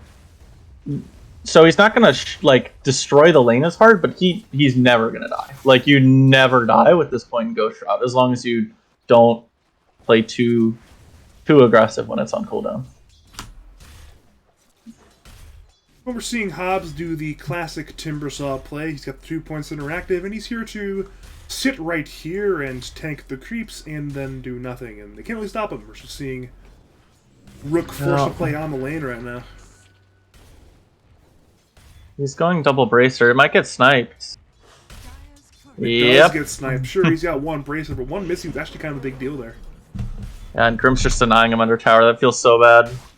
Oh no. Alright, I can't. I'm messing up his CS. He's actually dead here. He's 4 on. Seeing everywhere diving's going on. Kubrick dies bot lane. Rook dies top lane. Tombstone is dropped. Bloom dies to the tower. It's utter complete chaos right now across the map going on. And well, it's the level 4 on Hobbs. We're seeing kill attempts in all 3 lanes. 2 of them succeed. It's absolutely wild. About the level 4 on Timbersaw, and well, wow. Poor Beast. He's just gonna go jungle. He's doing fine now. I think the worst is over. As long as he gets the salve. Doesn't die before it comes. Which I could see happening, honestly. Seeing Zexy, he just gets ulted instead. He's actually almost dying again bottom. Look at his CS on Tiny. It's not that high either. I mean, it's really hard to walk into these two when you have 0 base armor.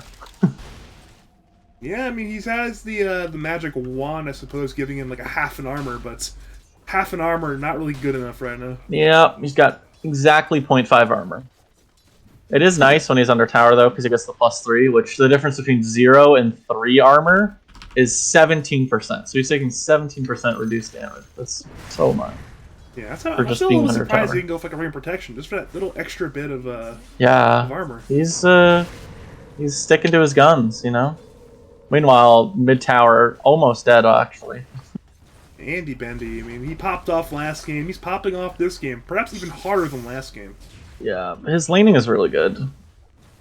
The crazy part too is like I know a lot of times when you play these mid lanes, like the first 2 waves really matter. Andy Bendy, he had a very rough first wave. Then ever since then he's been just winning the mid lane. Over to bot lane, Zexy and Sauce. Mid lane? Back to mid lane again. Oh. Back to bot lane again. They're diving on Tiny, but Tiny brought down Tide under the tower as that happens. Back to mid lane. Scythe is up. It could be used now if he wants to. He won't die. He has a rain drop. He pump faked it, wanted it, but now he's diving the tower. The pulse comes in, but it will be no kill there on Storm. So mid T1 dead. Bot lane 2-for-1 trade happens. It's still utter and complete chaos, and that's been the story of the series. Yeah. It's non-stop. It's just brawling. No matter where you look, something going on. Yeah. Kind of crazy. But I think the biggest winner in these lanes, is on the Dire, at least, or on the Radiant, sorry, is Hobbs on this Timbersaw. I mean, he is just absolutely vibing it up in the top lane. And Jimmy is in jungle. And luckily for Jimmy, he's level 6 already, but he's still not having a great time. You don't want to necessarily be in this nerf jungle all the time. I think if he is able to get to his armlet +1 without... I'd say he can have probably 1 death, and then his game is good. And it's also nice if he can take mid XP like this, and they send... Maybe, I think they send Andy Bendy top. I think that's what they're going to do, because Andy Bendy actually can lane against Hobbs. Yep, and Andy Bendy TP's top. Exactly what they need to be doing. Actually, mid lane though, they're diving with Storm for Huskar. Huskar remains alive, and Storm is low on mana, and he'll ball away, but in comes Rook. He leaps in with the life break. Beast goes down now. With that little bit of regen, he will walk away. Grimstroke unable to bring down the Huskar. That's a... Beast was 7 mana short on his Q, and that Q would 100% killed Huskar. Jimmy, just doing the math. It was the ambitious dive there, and it did not work out. Over to bot lane, Weaver's being gone on, but he is a Weaver, so he has time left and will survive. Yep, and he chuckles about it, because he's playing Weaver. What a talented player this must be. Nothing against KBRK, he's playing a great game, but it does feel a little bit like cheating when you're playing Weaver. Back You know to what I mean? Weaver, speaking of, he's almost dead, but once again, he's a Weaver. We don't have to explain further now, he's just a Weaver, so... Yep. They're looking mid. They're looking at him mid. They're looking funny at him. Yeah, they failed to kill last time, but this time they have 3 heroes instead of 2. Yep. And that big ol' smack from Zexy on the Tiny brings down the Huskar, and that is another death on Huskar. Second one this game, but he's making people reacting, if nothing else. Problem is, Hobbs is just still fine top lane. He's just... You want the Tidehunter to be doing that to make people react to him, because he doesn't care. But that was, I said Jimmy had 1 more death before his next 2 items, and that was his 1 death. So I'm calling it. If he dies 1 more time before he gets to Summer Halberd, his game's really rough. He's gone bottom lane. He's rendezvousing with this Tide and Venge, perhaps to siege that bottom tier 1 tower. Radiant, for their part, might mirror the movement, though with Andy Bandy setup, it might be difficult.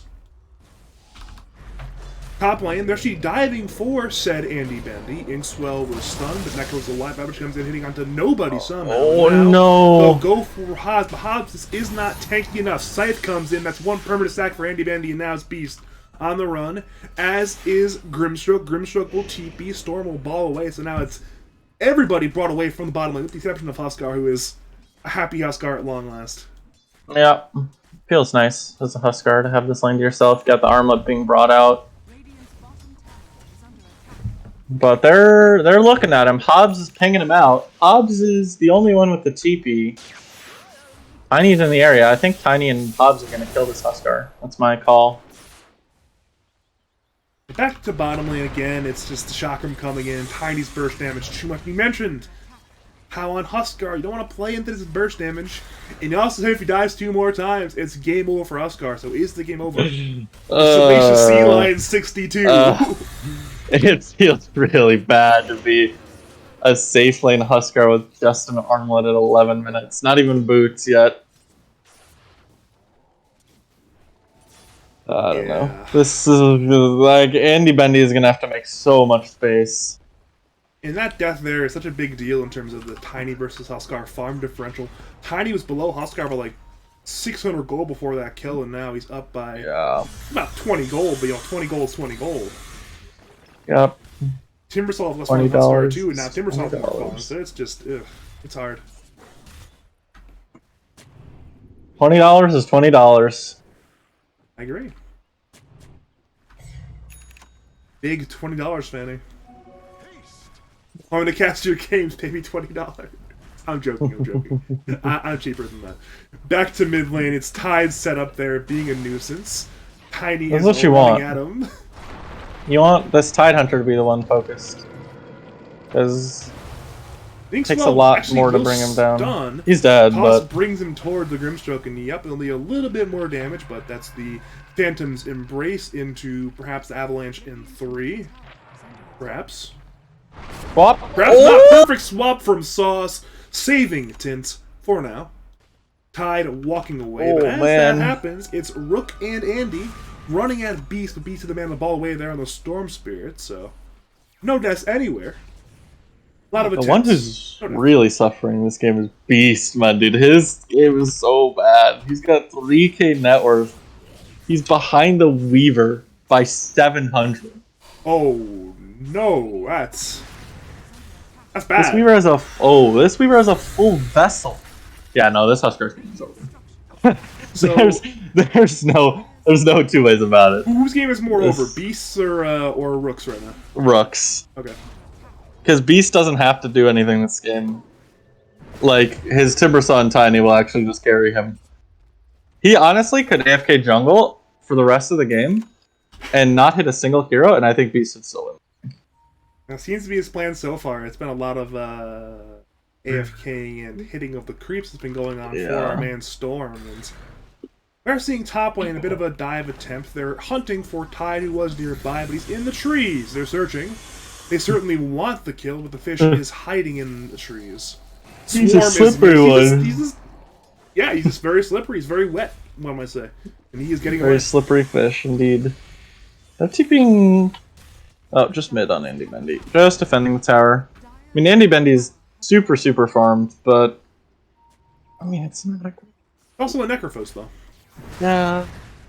It's like both of their cores, I don't have faith in them to win this game. Maybe if they're both farmed and able to do a lot of impact for this game, you mentioned how hard it is to play the Huskar, and they'll require a bit of a miracle from Rook to pop off here.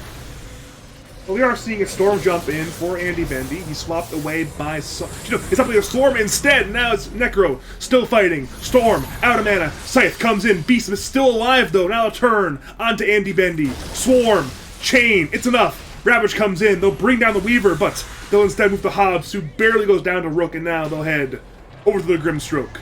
Wave of Terror will reduce the armor. They know he's there. Tide is Gush in 3 seconds. And that will be the loss of Bloom's life, I'm quite sure. Correction, Anchor Smash does it, but the result the same. It's a 4-for-1 trade. They brought down the Necro. That is one fantastic kill, but the remainder of the fight for Radiant, an absolute disaster. They actually let the Necro get off his Ghost Shroud, so they couldn't lay into him. The Grimstroke only has 1 point in Phantom's Embrace. So the Storm wasn't able, and Storm is only level 10, so he doesn't have that level 2 Bald Lightning. They're actually so under-leveled on the Radiant side. That's kind of crazy. Tint looking unwell. He can just TP, but he's baiting. Slowly dying, but he's got a rendezvous. It's Undying and Venge. Tide remains at 130 HP. Stun comes in on Weaver. Chain comes through from Hobbs, and down goes Tint. Can Dire find Vengeance, though? Probably not. It's Undying and Avenge. Well, Vengeance Sora, but it's probably all the Vengeance they're going to get. I mean, they're trying their hardest. The spirit is there, but the ability to kill is just not willing. Timbersaw's the stun, but once again, Hobbs does not care. He is just diving tier 2 tower now. Chakram comes through. Sauce is low, but still alive. In comes Andy Bendy. He's silenced temporarily. Hobbs still fights. Bloom walks away, and now they'll head deeper towards the Dire Side outpost. Hobbs seems not to care, but maybe he should. Never mind, he's got a hood. He's fine. He's running once again from Andy Bendy. He's old trying as he and might. 5, but it's not going to matter. As all of that happens, Kubrick soul killed Sauce over on the right side of the fight. Back to Timbersaw. Scythe comes in. Hobbs is still alive, though. The pulse is on the way. Is it enough damage? I don't think it is. It'll be just short, I believe. They'll chain away prediction on the regen. Back over to mid lane. Screw mid lane. Back to top lane. They're going on Kubrick, but Kubrick is a Weaver. Tide has respawned, but he has Ravage on cooldown for 13, so we'll have to wait for that one. Yeah, they definitely have a Timbersaw problem, which feels rough when they pick it at 8. Here we go again. But it's Undying being gone upon. Inkswell, Timbersaw runs forward. Undying is low. Undying has Tombstone. I might put it on the high ground before he dies here. That's what he's willing to do. But Soulbind comes in. Storms a 2-man vortex. Down goes Undying. Timbersaw chains away once again. Andy Bendy wants some kills, but now he's desolate. Ravage comes in. They'll be there on 4. Timbersaw dead. They move to Grimstroke, who dies. As happens, Tiny soul kills Huskar in middle lane. Back to top lane. They want Beast, but he has plenty of mana. Tint runs forward, but that will not be a kill at all. Overall, though, not good. Really, for either team's... It's probably better for Radiance. They lost their Timbersaw, but during all that, their Tiny solo killed the Huskar middle lane. Yep, Avatos is plenty o damage.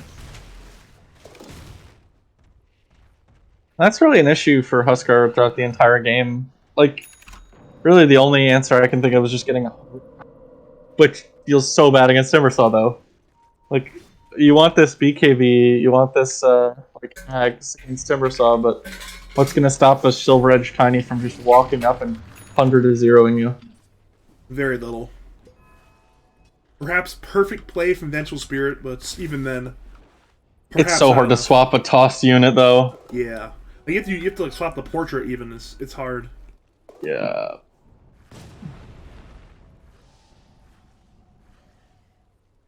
I looked at Beast this entire game. He's got a Kaya. Cool, I guess. He has managed to get back to 6th in net worth, if nothing else. He is ahead of his support weaver. But more importantly, bottom lane, they'll attempt on Andy Bendy. It's a 3v1. Avalanche, Toss, Inkswell. Vessel available now. Used. Down goes Andy Bendy. Perhaps it might be a trade mid lane. Never mind, no, it's not. It's a Storm. He's fine.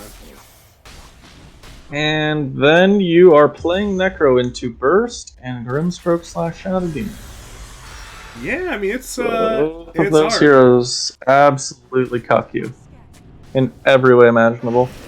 Well, Mortal will attempt to de-ward. He'll find a Sentry, but also find his death. That is one death on the Undying. As that happened, Huskar denied the middle tier 1 tower. Swap comes in on Storm. Left Break comes in, but Storm has plenty of mana. Soulbind arrives.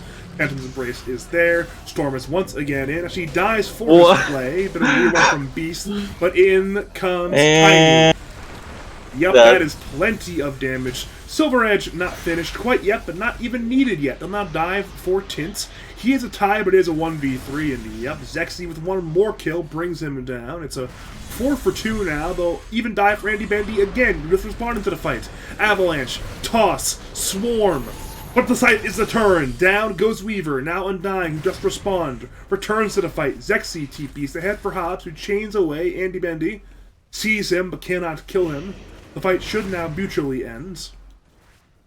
Good ending to the fight for Pig Trotters, but still another route in favor of No Tidehunter 2.0. yeah, I don't really see a way that these fights get easier. You really gotta hit some big ravages. Like, that is how I see fights going okay, where if you can ravage and then probably kill the Tiny in ravage.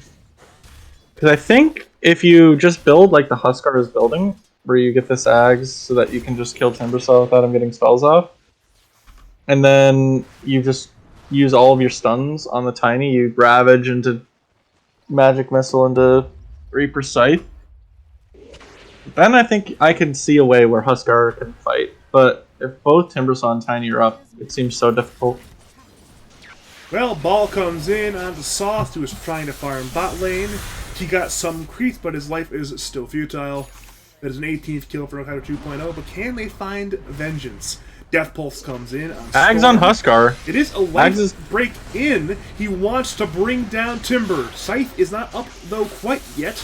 Jimmy will go down. Now it's Andy Bendy looking to turn. Ravage comes in. They'll be there on 2. They'll bring down the Storm, but Weaver will be fine. Even time lapse for good measure. And now it's Andy Bendy running at Hobbs. Both Necro and Timber are very low, but instead, it's Grimstroke and Undying, the 1v1 in the river. Tombstone will get healed for now, and Bloom is just losing the 1v1, but perhaps Undying, 2 will die. Tombstone goes down, Vessel comes in, that will be a death on Mortal. In the supports man fight, I guess there's no winner for either supports, but it's still a 2 for 2 trade across the map. Huskar and Undying for Storm and Grimstroke. But the one problem is during all that, it's Tiny farming, so Radiant certainly they come out on top once again. Another issue is they've never taken Roche on Huskar. Jimmy's has a smoke, but I don't think he's going to be allowed to take Roche Yeah. with how much map control the Radiant has. Radiant's bottom tower is under attack. The issue with the Ags on Huskar against Timbersaw is if you don't kill him in the Ags or chain stun him afterwards, you just got yourself super low and on top of him. So Timbersaw does not have to go very far to kill you with his nukes. And I'm assuming Timbersaw is going to buy an Ags, and then it's so much damage. It's like a 1,000 pure damage, which Jimmy has to be above or he will die. Yeah. Actually, I think it's even more like 1,600. So if he's above 1,000, losing 1,000 HP is not good. Let's see, from just chakrams, so each one does 300 damage. Because it does 500 damage. Each one does so just from 2 chakrams. That's 1,000 pure damage. If you add on top of the Q and chain, that's another 220, another 200 base plus his stat. So yeah, it's 1,400 pure damage plus 16% stat loss. He's mentioned Roshan a few times, and now Huskar wants it. Huskar, though, will have to wait for the next Roshan, as Radiant were the ones who grabbed it. E just going to Beast on the Storm, and... Well, the lanes are in a weird spot right now. Dire pushing in the bot lane, Radiant pushing in the top lane, but most of the heroes are still middle lane, but... Neither seem to want to fight. It seems to be content with, both teams split pushing a bit. Top T2 is under attack. Bot T2 actually is kind of fine. Dire are grouped middle lane still, but they're not really doing anything, and Radiant are just taking that top tier 2. Both teams have glyphs. But yeah, Tiny's now arrived. He's a bit late to the party, but Dire will attempt to break it with a 4-man smoke. They pop it on Grimstroke. It is certainly an easy kill to start the fight off, but not a very high value kill. In comes Weaver, in comes Storm, Vortex will be there on 2, it's Venge and Huskar on the inside. Chakrams come in, Ravage will be there, it'll be there on 3, but can the estimate kills? Timbersaw low, but he's still alive. Weaver will time lapse, Seth comes in, but Tiny's still alive as well. Avalanche, toss, the turn, Tide, low, Venge, bought back, Tiny, dead, Timbersaw, dead. At long last, Pig Trotters are doing it. Weaver is stunned, and he has no time lapse. Hoshikuchi, he's on the run, he will get away. But at long last, Pig Trotters have done it! The huge ravage from Tint, and they have won the team fight. Yeah. It's actually, like, pretty important if they get on the Grim. I'd say that, like, the Grim is actually a very high value kill, because they have a lot of heroes that can really, really use the Inkswell. As well as the Storm Spirit. It's nice when you can go in and pull 2 people, and the Silence for the Necro. Like, the Grim just has a lot to do in these fights, but if he doesn't get off the Inkswell, they instantly kill the Phantom. They don't take the fight before the what's the link called? The Soulbind wears off. And a big Ravage from Tint is able to just interrupt the burst onto the Huskar. Huskar was getting gone on, and the Ravage came out onto the Timbersaw that was right on top of the Huskar, and the Huskar was able to move away a little bit, recoup, get the bug off of him, and the fight looked a lot better. While both Venge and Necro were able to go onto the Tiny, and I honestly really dislike the choice of giving the Storm Spirit the Aegis. I think the Storm Spirit is the least impactful core in fights for either side, to be honest. Like, he doesn't have enough burst to kill. Pretty, like, who's he killing with burst? I guess maybe Venge? Maybe Venge, but even then, Venge has not been dying to the burst. And the most important thing is, like, if they're jumping Venge, it's fine. Like, and more importantly, they're not going to care if he's jumping. Going to Bloom top. He's bringing down Grimstroke, but in comes a long ball from Beast. He'll get soul ripped. He'll attempt to heal, but in comes Tiny, breaking the party. It is a 1-for-1 that's not good for Pig Trotters. Now it's Timbersaw trying to bring down Tide as Undying gets run at. Timbersaw chains the way back over to Undying. Actually, he might bring down Beast here. Tiny blinks in for the Undying. Undying will eventually go down. He just gets popped by Night Whistle from Sauce, and now Seth comes in on Hobbs. Hobbs goes down. Oh, big kill! And now, both teams have lost key cores, but the fight continues. It's Andy Bendy running at Weaver. Stun comes in. Weaver will time lapse over to Storm. He falls in long range out of Tint. Tint is low and broken and now dead. Back to Andy Bendy. He has the will to fight, but he's being hit by the Tiny. Wrestle comes in. Missile, it stuns Weaver and Tiny, but the bug is still on Undying. Or still on the Necropus, I should say. The armor is just so low. Tiny has arrived. The right clicks are far too much, and Andy Bendy goes down. Now Swarm comes in. Once again, onto the Venge. He gets one shot with that remaining half HP there, the Venge. It's just a full 5-man wipe in this fight. It was long. It looked good temporarily for Pig Trotters. It's another just mass grave. They just didn't have the Ravage for that fight. It's really hard to fight without it. It's such a nice tool to just stop everything in its tracks. Because now the Tiny has BKB. Yeah, I think if you had waited like 20 seconds on that fight, and more importantly, your Jimmy died right away, only killing Grim. And while it's nice to kill Grim at the start of the fight, it's not losing Jimmy for. Like, it's just not. Yeah, you could juxtapose these two engagements, one where they pick off the Grim for nothing, and the other where you trade Grim for Huskar. One is way different than the other, you know? They're not the same.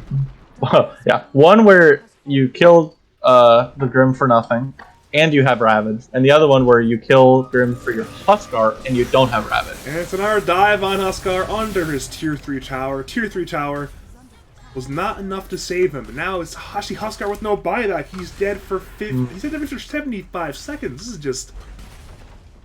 Oh no. They do have Ravage. I mean, they could hit a 5-man Ravage, but they don't have any follow-up. It is a Ravage. It's only there on... See, I think only 2 heroes now. Vortex comes in on Tide. Tide will get brought down. He's got buyback, but now has the Ravage. Toss comes in on Andy Bendy.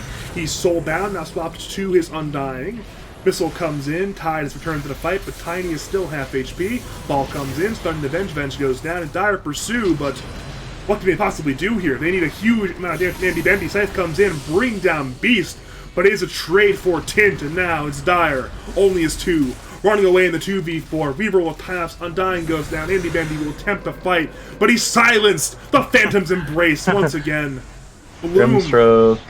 See, Bloom's not even dead. He's just outside of the base. Once again, silenced. Andy Bendy wants to kill, but it's just so futile. The Shivas comes in, but Andy Bendy... actually still alive. The vessel is on him, but he's healing from the kill on the Grimstroke. But no, the shock from the rolling death just too much. Yeah, I suppose they've all time for Huskar to respawn. Huskar smoked. He wants to kill. If he can get Tiny somehow, Life Break comes in. BKB popped. He'll disarm 2 heroes, and Tiny is dead. The stun comes in on Weaver. He has time lapse. He'll now pop it. Timbersaw TP's away, swap comes in on Weaver. Weaver is low, and Weaver certainly will die, so it was a very costly defense, but they still defended. The Racks are still alive. I mean, what did that cost them? A tier 3 and a Tint buyback? I've seen worse. I have definitely seen worse trades. I think net worth-wise, they still lost out during that, but yeah, what can you do to definitely? But I mean, I think once they get this Venge Ags in my mind is like one of the only things they can get to turn the fight, like to turn the tide of how the fights are going. Or if they get some big Ravages. A little bit of an interesting play there from Tint, where he blinked in and then Anchor smashed into Ravage. So if the Tiny was gonna, I mean, the Tiny Pro, I think he got off his BKB like almost immediately anyway, but if the Tiny wasn't prepared, he definitely had time to get prepared. It's definitely ambitious. Perhaps he could have waited for heroes to respawn, but if he had done that, perhaps their Racks just die. Yeah. Maybe the initial thought was go win Anchor Smash to reduce Tiny damage. It's like, wait a minute, I have to Ravage, don't I, or I'm dead. That is Dota 2 for you, really. Yeah. Jimmy's got the BKB, so he's not going to die from Timbersaw. In theory. In theory. Because they don't actually have the most stuns on Radiant. Like, they have Pull, they have Inkswell, and they have Avalanche. And that's it. So, not a lot to stop him from getting off the BKB. Especially now he picked up this... He upgraded the Sange. Instead of going for a Halberd, he went for an SNY, which I like. I like the bonus status res that he decided to get. A little bit of move speed too. You know, move speed's nice. Yeah, move speed, attack speed, the whole kit caboodle. We saw a half-heart attempt on Undying, and they did not commit and did not find the kill. Looks like both teams have Roshan on the mind, though they're both sitting on high grounds, not too far from said Roshan pits. They're warding for it, though Dire are winning that ward war for now. Weaver's building a Gleipnir. Interesting. I mean, he had Tiny the is Athos, going. but interesting. Tiny is going for a blood. Oh man, I really want Tint to CP Bob. There's so much farm for you here, Tint. Your item's the most important item. He is scared about Roshan responding, though. We are in the window. They don't Yeah. know it's not for another minutes. And say you see Tint TP bot lane. He's there. Roshan just responds with you see on the illusion, like, oh yeah, free Roshan, no Ravage, over. Hey, Ravage. I mean, if he's not there, we can't Ravage. No, sorry. I was saying Tind. I meant Sauce. Sauce needs to get this Axe. Oh, that changes things. Yeah. The pause for Ben. That's what I was saying. I thought you said Tint. I'm like, oh, Yeah. Sorry. In my mind, this is a 3-bench. I mean, refresher's pretty important, you know. Refresher is important, but not as important as the Benjags in my mind. Like, honestly, that may sound like Here I'm we just go. messing. Huskar is in. He wants Timbersaw, who's quite low, and the chain is missed. He'll use himself, but he's stuck in the dire side base. The spears come in. He'll attempt to survive. The hood is popped. Will he live, though? Barely. Over to Storm. He balls in. Vortex is there on two. Hobbs still goes down, though, to Jotunheimer's undying. Now, it's Tint dead. There was no Ravage. Huskar is in. Sauce dies. Buys back. Scythe comes in. Tiny goes down. And now Dire will attempt the kite around the Weaver. Inkswell comes in. Stunning on one. Beast is there. The Vortex. The damage. It's not enough, though. Storm low. Storm dead. Weaver will times. But in comes Huskar. The Aghanim's life break comes in. Down goes Kubrick.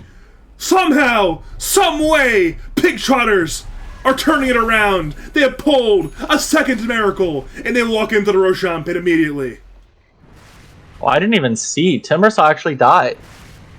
Timbersaw literally was chased all the way down here by the Undying, and he died right here. The damage was barely enough, but that little bit Or no. brought him down. No. He died right here. That's a far bit away, though. That's still... Yeah. Even he was going on here. I mean, the Huskar Burning left him Spear's here. pure damage is so strong. And now they get Roth. Like, this fight is just... And they didn't even get off Ravage, because while Tide was, like, unpurged, you can't purge off the Phantom's Embrace.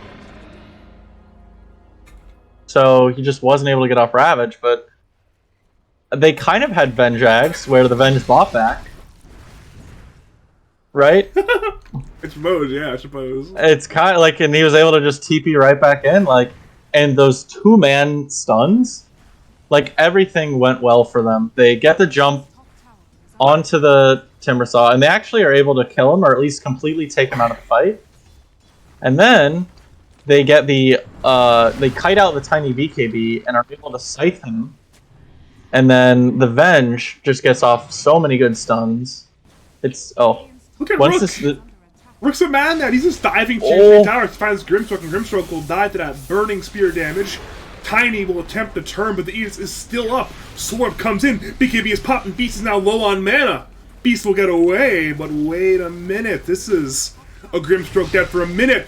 Life right comes in once again on Weaver. Scythe is there now. Weaver's in for 90 with no buyback. Pig Trotters. It's a third miracle now, and they're high grounding. This tier 3 like a glyph, but it's not long for life at all at this point. They are relentless right now. Timbersaw ratting bottom. The big Timbersaw push. I mean, he's taking buildings, but Got Heart now on Huskar. I mean, Oh, he's too Storm tanky. Spirit pulled the Necro, canceling his TP. So now they got a TP back on others to defend. Venge is TPing. Venge's got Ags now. I am calling it. This Venjags is going to win them the game. Here we go. It's Timbersaw stunned, but Dire say, you know, we don't care about Timbersaw taking our bottom rest. We want the throne. Tier 4 is under attack.